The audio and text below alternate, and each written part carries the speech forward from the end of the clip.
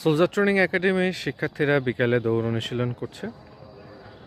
দৌড় এমন একটি শারীরিক ইভেন্ট, সৈনিক পদের পরীক্ষায়, পুলিশ কনস্টেবল পদের পরীক্ষায়, ব্যাটালিয়ন আনসার পদের পরীক্ষায়, বিজিবির পরীক্ষায় শারীরিক পরীক্ষায় অংশগ্রহণ করতে হয়।